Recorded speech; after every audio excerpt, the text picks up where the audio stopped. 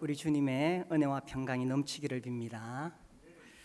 1년 중에 가장 좋은 계절이지요. 덥지도 춥지도 않고 참 좋은 계절입니다. 특별히 오늘 오후에 우리 성도들 함께 운동회 하기로 했는데 우리 거기서 함께 어울리고 그렇게 하면 좋겠습니다. 지난주에 제가 신문 기사를 읽다가 굉장히 흐뭇한 즐거운 소식을 보게 되었습니다. 대구에 아라비안 나이트라고 나이트 클럽이 있습니다. 혹시 아십니까?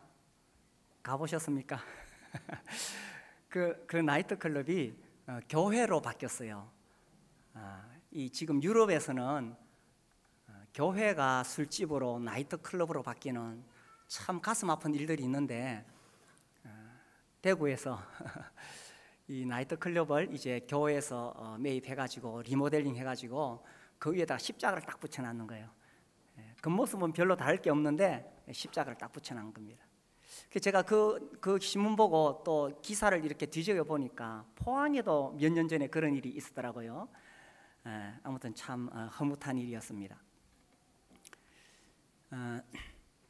그 고속도로에 이렇게 가다 보면 혹시 큰 간판 보셨나요?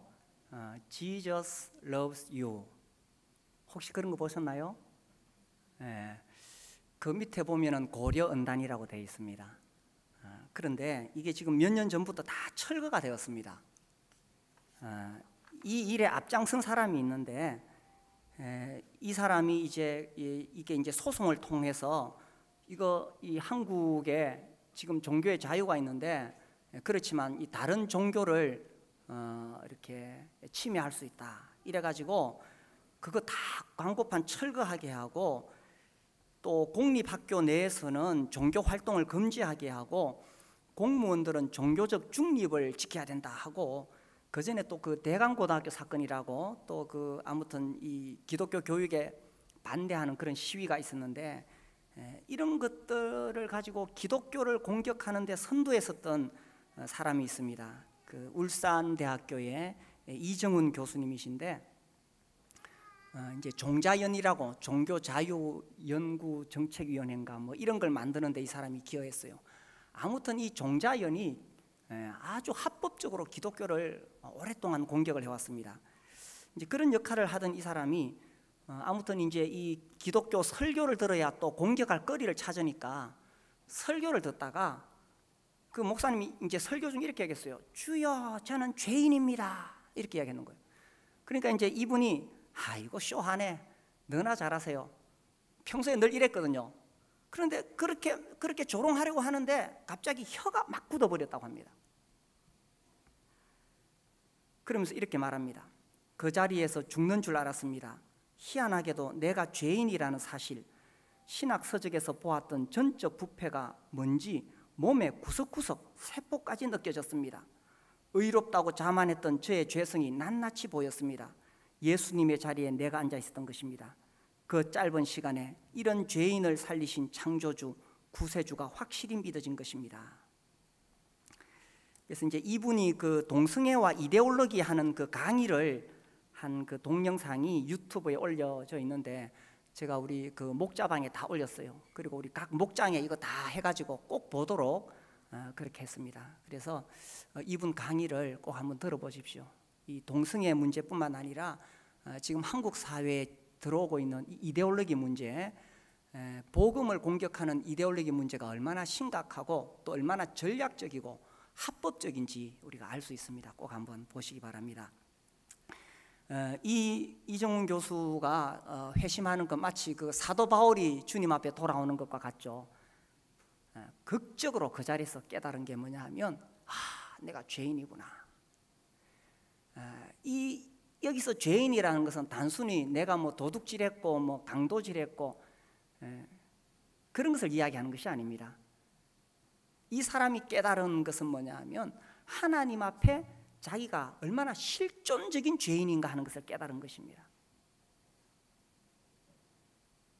정말 하나님 앞에 자기가 죄인이라는 것을 깨닫는 것은 내가 뭐 이런 일 저런 일 나쁜 짓 한 게 그런 차원하고는 다른 거예요. 사과나무가 사과를 여는데 사과를 열었구나. 그 사과 다 따내봤자 근본은 또 사과나무죠. 우리 인간이 뭐 그럴 수도 없지만 아무튼 우리 죄를 다 따냈다고 칩시다. 우리에게 있는 죄의 열매를 다 따냈다 하더라도 인간 근본 자신이 실존적인 죄인이라는 것입니다. 이거 언제 느끼느냐? 하나님 앞에 섰을 때 그걸 느끼게 되는 거예요. 그래서 하나님 앞에 그런 두려움을 가지게 될 때 이제 이 사람이 하나님 앞에 돌아오게 되죠. 그 순간에 또한 이 사람이 깨달은 게 뭐냐면 창조주께서 성육신하시고 내 죄를 대신 갚아주셨구나 하는 이런 것들을 동시에 깨닫게 됩니다. 오늘 우리가 이제 이 성경 본문에서 하나님 앞에 나와 이 죄를 용서받는 한 사람의 이야기를 읽었습니다. 이 사람이 왜 예수님께 찾아왔느냐, 왜 왔어요? 여기 18절에 보니까 이 사람 중풍병자였습니다. 사람들이 예수님께 찾아올 때는 이유가 있죠. 뭔가 문제를 가지고 있을 때 예수님께 찾아오게 됩니다. 이 사람은 중풍병, 뭐 지금도 그러하지만 이 당시에는 더더욱 이 중풍병을 고칠 수가 없었습니다.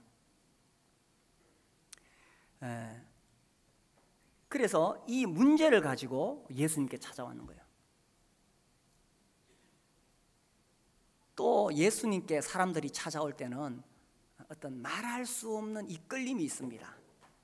자기는 잘 모르지만 뭔가 자기를 이끌어가는 어떤 그런 힘이 있는 거예요. 그래서 이제 예수님께 찾아오게 되죠. 그래서 예수님께 찾아오는데 오늘 이제 이 시간에 오신 분들 중에서도 어떤 문제를 가지고 예수님께 오셨을지 모르겠습니다. 그런데 여기 19절에 보면 무리 때문에 메고 들어갈 길을 얻지 못한지라. 이 사람 중풍병자이기 때문에 움직일 수가 없었고 친구들이 이 사람을 침상에 누워가지고 침대를 들고 왔는 거예요.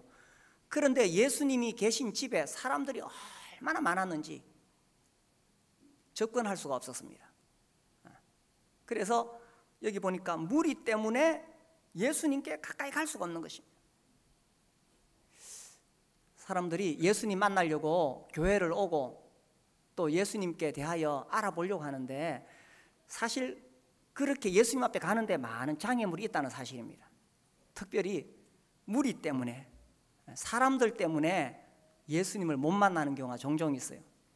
뭐 어떤 분은, 어떤 유명한 분은 자기는 예수는 좋다 이거예요.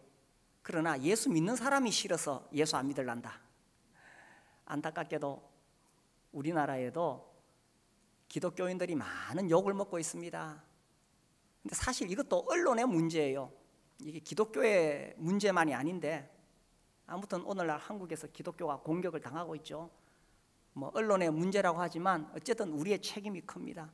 예수 믿는 우리가 하나님 앞에 바로 살지 못하니까 예수님 믿으러 왔다가 아이고 저 사람이 예수 믿는다면 나는 교회 안 갈란다. 아이고 내 뭐 교회 가고 싶지만 김 부장님 하는 일 보인 교회 안 가고 싶다. 이게 얼마나 서글픈 일입니까? 오늘 우리 교회 오신 분들은 절대로 그런 장애물이 되지 마시고 야, 난 저 사람 때문에 저 사람 다니는 교회 한번 가보고 싶다. 저 사람이 믿는 예수 한번 믿어보고 싶다. 이렇게 되었으면 좋겠습니다. 그래서 이 무리 때문에 갈 수가 없는 거예요. 그래서 예수님을 믿는다는 게 쉬운 게 아니에요. 항상 이런 장애물이 있습니다. 이제 마음 먹고 교회 좀 열심히 다니려고 하는데 꼭 친구들이 방해를 하고 가족들이 방해를 하고 이런 방해가 있습니다. 근데 여기 지금 이 사람들은 무리 때문에 포기했느냐? 그렇지 않죠. 지붕에 올라가 기와를 벗기고, 물론 이 시대 중동 시대 그 팔레스타인의 그 집은 우리나라 기와하고는 다릅니다.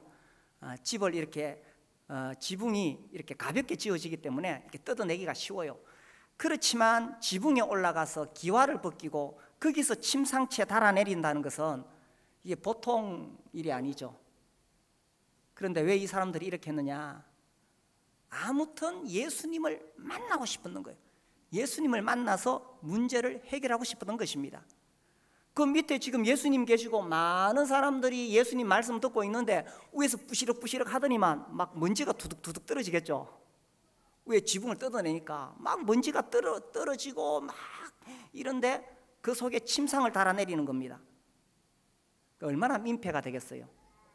그렇지만 이 중풍병자와 그 친구들은 어쨌든 예수님을 만나고 싶은 거예요. 이런 열정이 있어야 됩니다. 그렇지 않으면 아이고 오늘 교회 가려니까 친구가 전화 왔네.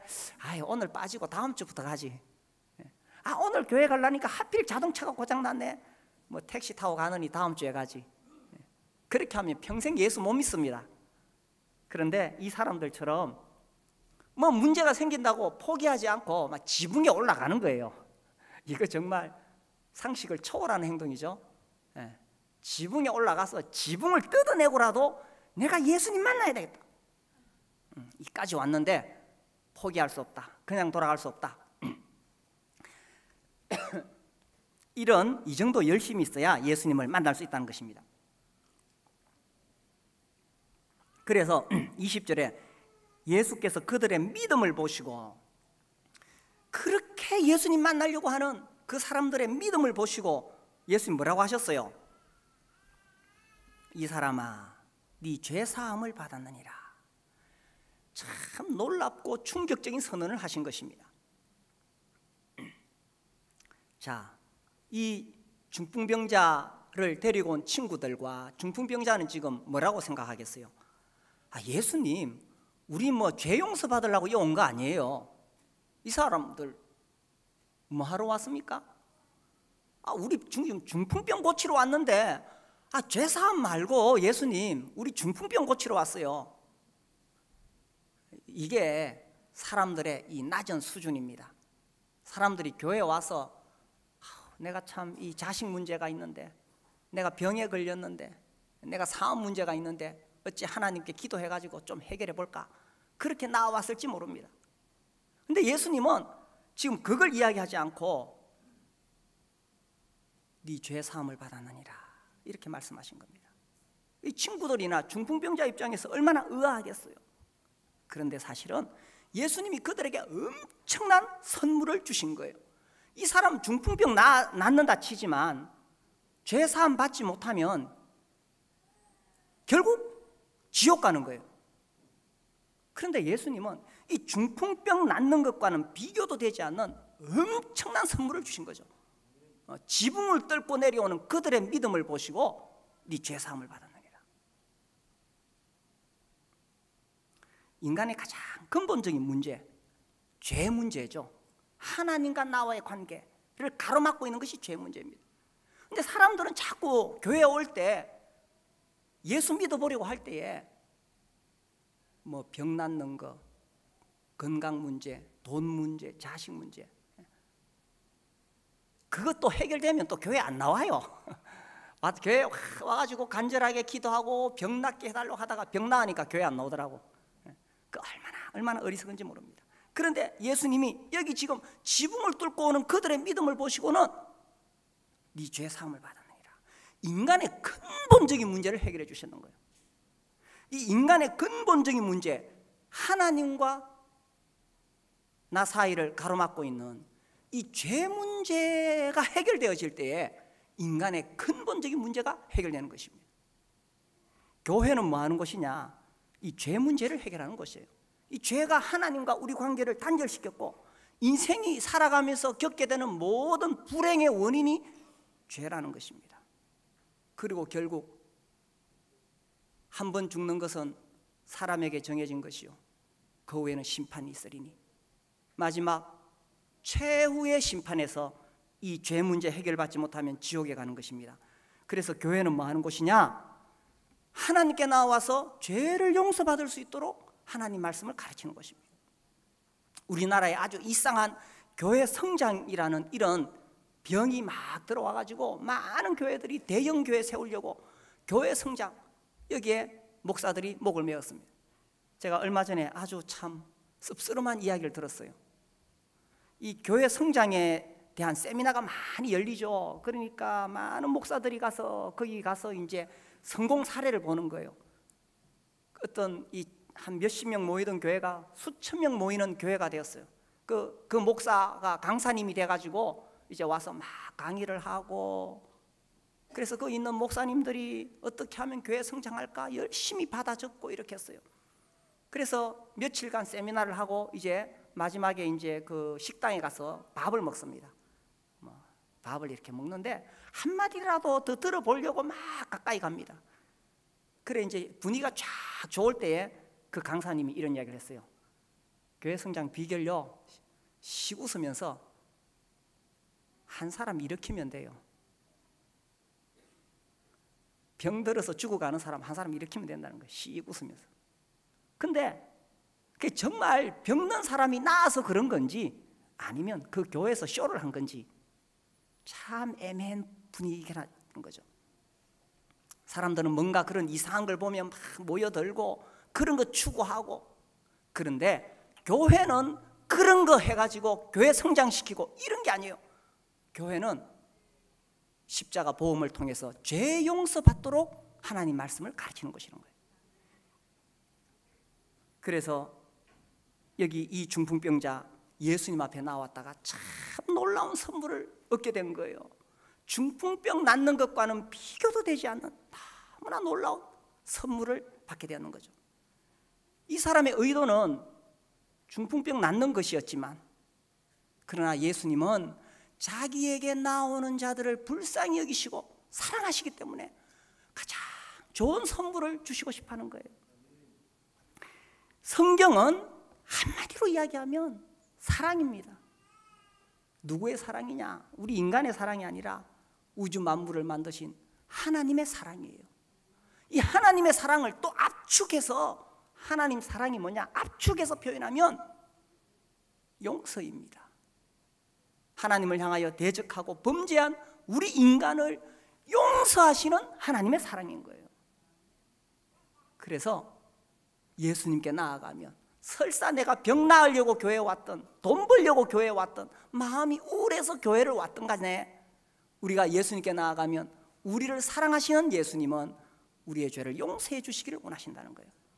그래서 이 놀라운 선언을 하셨죠. 20절, 이 사람아 네 죄사함을 얻었느니라. 이렇게 선언하셨을 때에 21절에 보니까 이 서기관과 바리새인들이 막 마음에 분노가 넘쳤습니다. 왜 분노가 넘쳤느냐?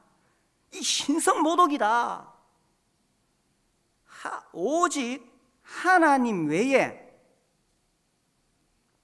누가 능히 죄를 사하겠느냐? 그렇죠. 이 말은 맞는 말입니다. 하나님 외에 어떤 인간도 다른 사람의 죄를 용서할 수 있는 권세가 없지요. 왜냐하면 우리 모든 인간이 다 피조물이요, 죄인이기 때문에 자기 죄도 해결 못하는데 뭐 남의 죄를 용서하니만이 말할 자격이 있겠어요. 그래서 어떤 인간도 감히 죄 용서에 대한 선언을 할 수 없습니다. 하나님만이 할 수 있는 거예요. 그리고 이 죄의 문제는 단순히 인간의 문제가 아니라 하나님 앞에서의 문제라는 것입니다. 자, 뭐 이렇게 예를 들어볼까요? 어떤 강도가 집에 침입해가지고 거기 있는 사람을 막 칼로 상해하고 돈을 뺏어가지고 도망갔어요. 그게 경찰에 이제 잡혔는데 이 사람이 막 강도가 회개를 했습니다.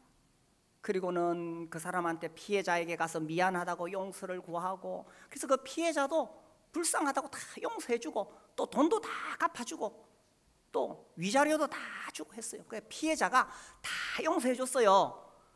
그러면 그 강도는 풀려납니까? 아니요. 이 사람들끼리 이 문제가 해결됐지만 국가 통치의 법이 있기 때문에 그 사람은 처벌을 받는 것입니다. 똑같아요. 그럼 그 사람이 국가로부터 그러면은 이 감옥에 들어가서 죄값을 치르면 그 죄가 용서된 겁니까? 우주 만물을 통치하시는 최고의 통치자 하나님 앞에 여전히 그 죄가 남아있는 것입니다. 그래서 죄는 궁극적으로 누구에게 용서를 받아야 되느냐? 물론 내가 사람에게 잘못한 것이 있으면 사람의 용서를 받아야 되지만 궁극적으로 하나님 앞에 가서 용서를 받아야 된다는 사실입니다. 그래서 이 죄는 하나님 앞에서의 문제라는 것입니다.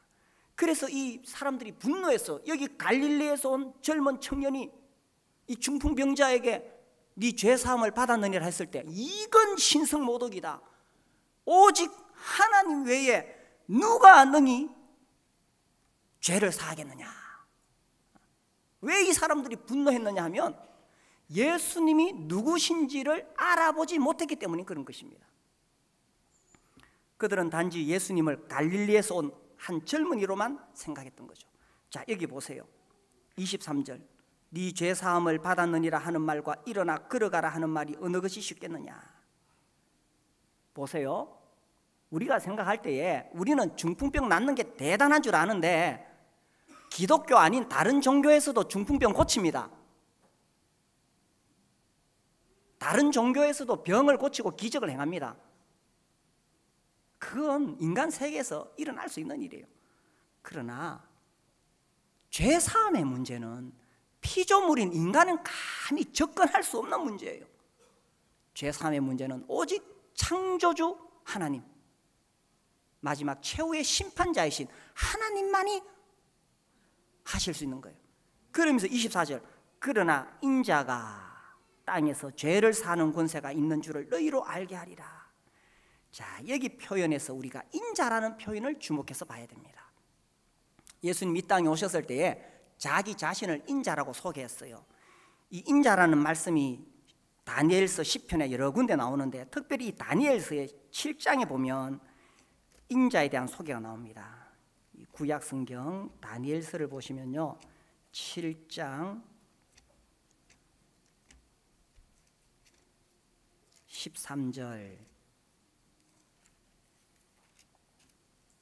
13절과 14절 우리 같이 한번 읽어보겠습니다. 시작.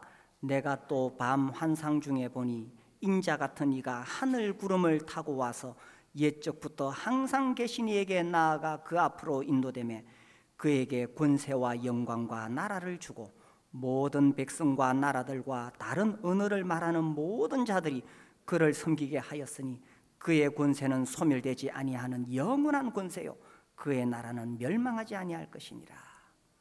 이 표현이 결국 하나님께서 장차 보내실 하나님의 아들 메시아 그리스도에 대한 예언인 것입니다. 그래서 나중에 이제 이 유대인들이 예수님을 십자가에 못 박기 위해서 붙잡아 왔을 때에 예수님이 이 말씀을 인용하는 거예요. 이 마태복음의 이제 26장에 보시면 예수님을 신문할 때에 26장 63절에 보면 예수께서 침묵하시거늘 대제사장이 이르되 내가 너로 살아계신 하나님께 맹세하게 하노니 네가 하나님의 아들 그리스도인지 우리에게 말하라. 네가 정말 하나님 아들이 맞느냐 물었을 때 64절 예수께서 이르시되 네가 말하였느니라. 예수님은 자기가 하나님 아들이라고 그 신분을 분명하게 밝혔습니다. 그러나 내가 너희에게 이르노니 이후에 인자가, 여기 인자라고 나오죠, 권능의 우편에 앉아있는 것과 하늘 구름을 타고 오는 것을 너희가 보리라. 이게 바로 다니엘이 예언한 것입니다. 그래서 예수께서 바로 온 우주 만물을 통치하시는 최고의 권세를 가지신 하나님 아들이라는 것을 보여줬죠. 그때 이것을 받아들이지 못해서 65절 이에 대제사장이 자기 옷을 찢으며 이르되 그가 신성모독하는 말을 하였으니 어찌 더 증인을 요구하리요. 보라 너희가 지금 이 신성모독하는 말을 들었도다 하면서 예수님을 십자가에 못 박아 죽인 것입니다. 그래서 우리는 이 예수님의 선언 앞에서 이제 지혜롭게 분별해야 되는 것입니다. 자, 예수님은 말씀하시기를 내가 바로 하나님 아들이다, 내가 하나님이다, 그런 뜻입니다. 이게 첫 번째 C.S. 루이스가 말한 것처럼 예수님 이 하나님 아들이라고 하는 이 나사렛 젊은이 목수의 아들은 미치광인 거예요. 미친놈이에요. 미쳤으니까 자기가 하나님 아들이라고 그러지. 제가 어떤 분 강의를 들으니까 그분이 이렇게 정신병원에서 이렇게 일할 기회가 있었는데 자기가 거기 일할 때 거기 하나님이 몇 사람 있더래요. 자기한테 와서 살짝 이야기하더래요. 내가 지금 여기 병원에 있는데 사실은 내가 전 세계를 다 컨트롤하고 있다고. 내가 하나님 보내신 하나님의 아들인데 내가 여기서 지금 전 세계를 다 컨트롤하고 있다고. 그런 사람들이 몇이 있더래요. 그러니까 미치광이든지 아니면 두 번째로 완전히 사기꾼, 거짓말장이라. 다른 사람 속여 먹으려고 거짓말 치는 거예요. 그러니 미치광이든지 사기꾼이든지 아니면 진짜 이 예수가 하나님 아들이라는 사실입니다. 무엇을 믿느냐 하는 거예요. 그런데 이 당시 대제사장들, 유대인들은 예수님 말씀을 받아들이기를 거부했어요. 그래서 옷을 찢으면서 한 인간 젊은 목수가 하나님이라고 그러니까 옷을 찢으면서 신성모독한다 이렇게 공격하고 십자가를 못 박아 죽인 거예요. 여기서도 네 죄 사함을 받았느니라 예수님께서 말씀하셨을 때 신성모독이다, 하나님 외에 누가 너희 죄를 사하겠느냐 이렇게 이야기했던 것입니다. 그래서 24절 보십시오. 누가복음 5장 24절. 그러나 인자라고 하셨죠.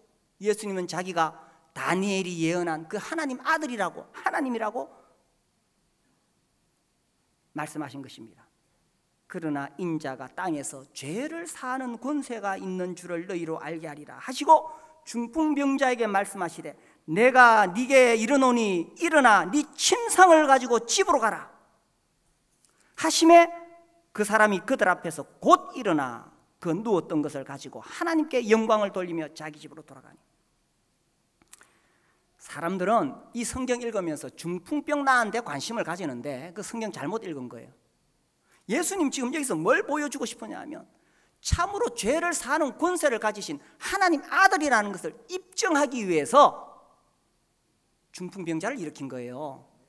병 고치는 거 이런 거 그렇게 중요한 문제 아니라니까. 이 중풍병자를 고치심으로 일어나 걸어가라 이걸 사람들에게 보여주심으로 본인이 죄를 사하는 권세를 가지고 있는 하나님이라는 것을 보여주기를 원하셨다는 것입니다. 사람들은 교회 와서 막 그런 교회 많아요. 막 중풍병자 일어나고 막 이 안정병 막 일어나고 막 그런 교회들 많아요. 근데 사람들이 그걸로 열광하는 거예요. 그게 중요한 게 아니라 예수님이 누구시냐 하는 것입니다. 중풍병 낫는 거 이거 나으면 뭐해요? 앞으로 100년을 더 살겠어요? 우리 육체는 한계가 있는데 그것이 인간의 근본 문제는 아니라는 것입니다. 인생의 근본 문제는 하나님과 나 사이에 가로막고 있는 이 죄의 문제라는 것입니다. 예수님이 오신 이유는 이 가장 근본이 되는 죄의 문제를 해결하기 위해서 오신 것입니다. 그리고 이 죄의 문제를 해결하시기 위해서 주님이 친히 우리 죄를 담당하시고 십자가에 죽으신 거예요. 성경에 많은 이런 기적들이 나오는데 요한복음 20장 30절에 보면 예수께서 제자들 앞에서 이 책에 기록되지 아니한 다른 표적도 많이 행하셨으나 오직 이것을 기록하면 너희로 예수께서 하나님의 아들 그리스도이심을 믿게 하려 하며. 성경에 왜 이런 중풍병 낫는 이야기가 있느냐? 아, 예수 믿으면 병 낫는구나. 이거 전하려고 한 게 아니라니까요. 그게 아니라 예수께서 하나님의 아들이시라는 것을 전하기 위해서 그래서 중풍병 낫는 이야기 기록했다니까요. 예수 믿어도 중풍병 걸릴 수 있습니다. 그럼에도 불구하고 중풍병 걸려서도 우리가 예수를 믿는 이유는, 중풍병 안 나아도 예수를 믿는 이유는 예수가 하나님 아들 그리스도이심을 믿는 거예요. 그리고 또 너희로 믿고 그 이름을 힘입어 생명을 얻게 하려 합니다. 그 이름을 힘입어 생명을. 그래서 우리가 예수가 하나님 아들이라는 사실을 믿게 될 때에 우리가 영원한 생명을 얻게 된다는 것입니다. 그래서 이 중풍병자 얼마나 큰 은혜를 입었습니까? 병 고치러 왔는데 예수님이 이 중풍병 고치는 거 이거하고는 비교도 안 될 만큼 엄청난 하늘의 복을 부어주셨는 거예요. 예수님은 자기에게 나오는 자들에게 복 주시는 하나님이십니다. 어떤 복입니까? 병 낫고 돈 벌고 자식 잘 되는 복입니까? 물론 우리 주님이 그런 복도 주십니다. 그러나 그것은 이 땅의 현실에 잠시 지나가는 것이요, 정말 예수님이 우리에게 주시고 싶은 궁극적인 복은 죄사함 받는 거예요. 그리고 예수님은 정말 우리를 사랑하시기 때문에 우리 죄를 용서해 주고 싶은 거예요. 오늘 이 떡과 잔, 우리 교회는 매주 성찬식을 행합니다. 떡과 잔 그 마칠 무렵에 제 마음에 정말 내가 인생으로서 가장 근본적인 문제를 해결받았구나. 만약 하나님 앞에 죄 사함 받지 못했다면 어떻게 되었을까?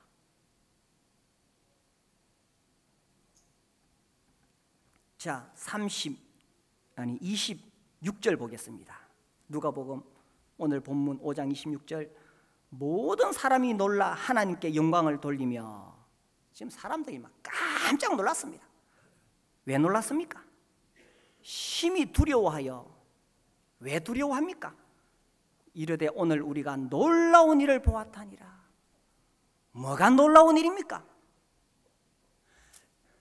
단지 그 앞에서 일어난 현상만 보는 사람은 야, 우리가 놀라운 일을 보았다. 중풍병자가 일어나더라. 집에 돌아가면은 야, 내가 놀라운 일을 보았다. 중풍병자가 일어나더라. 이러면서 떠들고 다녔을 것입니다. 그 사람은 눈이 가려워진 거예요. 진짜 제대로 본 사람은 야, 내가 정말 놀라운 일을 보았다. 땅에서 죄를 사는 권세를 가진 한 인간을 보았다. 그분은 하나님 아들이 아니더냐? 하나님 아들이 이 땅에 오신 것이 아니더냐? 예수가 하나님 아들이 아니더냐? 이 제대로 본 거예요. 오늘 여기 많은 분들 교회 오셨는데 지금 제대로 보고 있습니까? 제대로 예수 믿고 있습니까? 내가 예수 믿고 병 낫고 사업 잘 되고 자식 잘 되고, 물론 하나님이 그런 복 주실 수 있어요. 그러나 그걸 비교도 안 되는 게 있다니까. 예수 그리스도의 피로 내가 죄사함 받았다는 것입니다. 누가 감히 나에 대하여 네 죄가 사함 받았느니라 이렇게 말할 수가 있겠습니까? 오직 하나님만이 그렇게 하실 수 있는 거예요. 이 말씀은 예수님이 바로 하나님이시다라는 것입니다. 이것을 예수님 말로만 네 죄 사함을 받았느니라 이러면 사람들이 못 믿잖아요.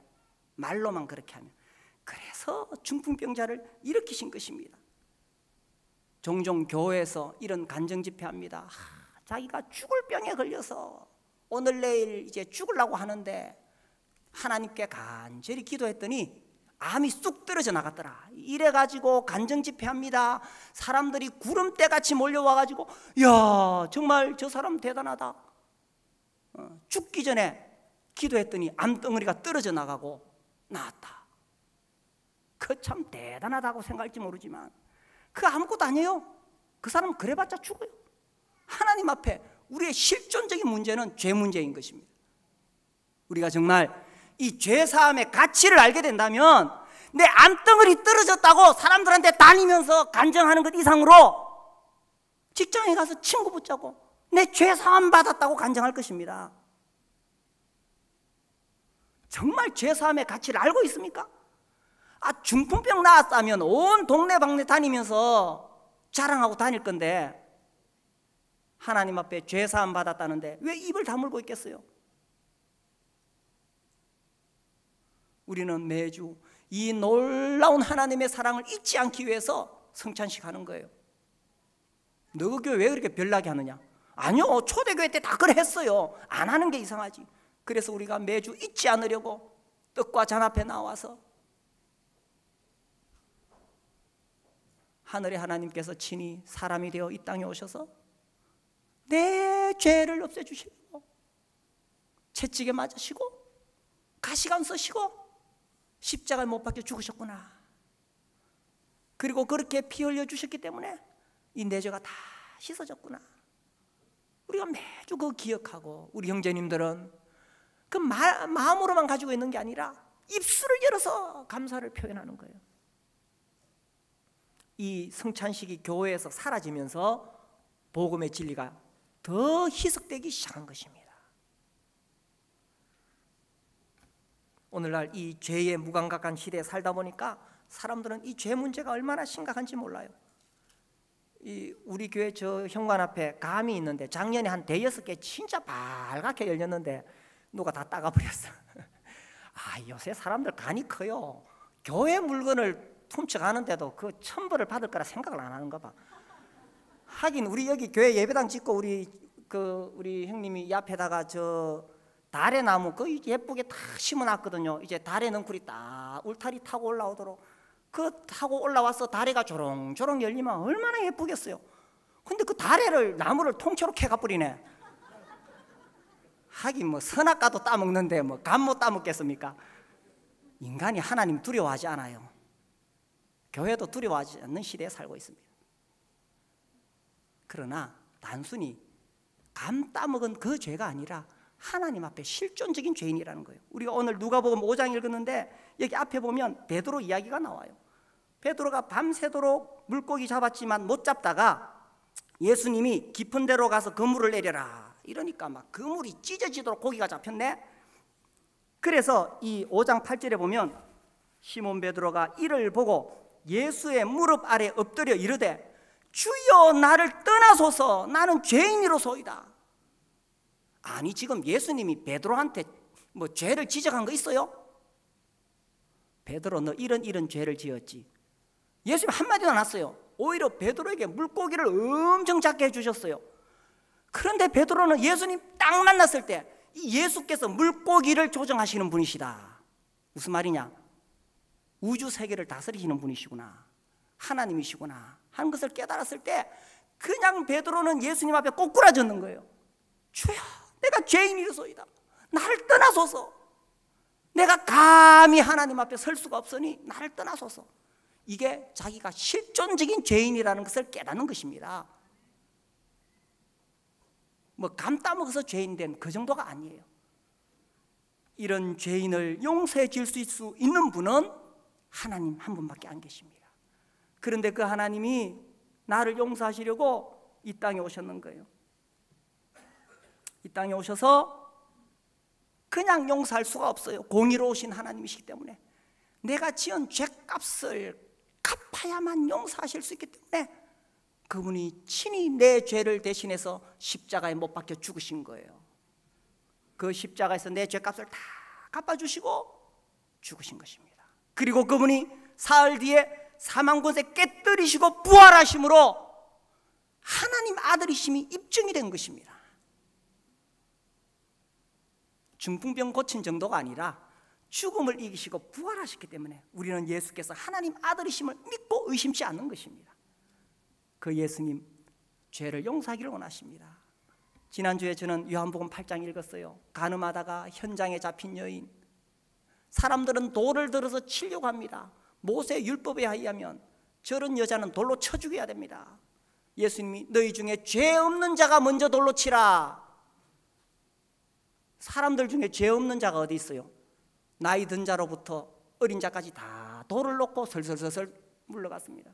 그때 예수님이 그 여인에게 가서 에이 나쁜 여자야 어째 그런 짓을 하느냐 책망하지 않았어요. 예수님 그 여인을 불쌍히 여기시고 너를 정죄하던 자들이 어디 있느냐? 주여 없나이다. 나도 너를 정죄하지 아니하노니 가서 다시는 죄를 범치 말라. 나도 너를 정죄하지 아니하노니. 예수님이 어떻게 그 여인을 정죄하지 않을 자격이 있으십니까? 그분이 하나님이시니까 그 죄를 용서하실 수 있는 권세가 있으신 거예요. 뿐만 아니라 그분이 친히 십자가에서 우리 죄를 위해 못 박혀 죽으셨기 때문에 우리 죄를 사하실 수 있는 권세가 있는 거예요. 예수님께 나오면 죄를 용서받을 수 있습니다. 여기 계신 분들 예수님으로부터 죄사함 받았습니까? 히브리서 9장 12절 예수님의 십자가의 속죄가 얼마나 놀라운 것인지 히브리서에서 계속 말씀하고 있는데 특별히 히브리서 9장 12절 말씀 보시면 구약시대에는 대속죄 이래 염소와 송아지의 피로 나아갔습니다. 그러나 이제 염소와 송아지의 피로 하지 아니하고 오직 자기의 피로 영원한 속죄를 이루사 단번에 성소에 들어가셨느니라. 그래서 우리 주님이 십자가에서 우리 죄를 다 갚아주시고 영원한 속죄를 이루시고 성소에 들어가셨습니다. 그러므로 이제 우리가 예수님을 영접할 때 죄사함의 은혜를 받게 되고 내가 죄 사함 받았다는 것을 깨달을 때에 말할 수 없는 감격으로 주님을 노래하고 찬양하게 되는 것입니다. 이 하나님의 사랑, 예수님의 용서 가운데 하늘의 기쁨을 누리시면서 살아가시게 되기를 바랍니다. 우리 함께 일어나서 기도하겠습니다.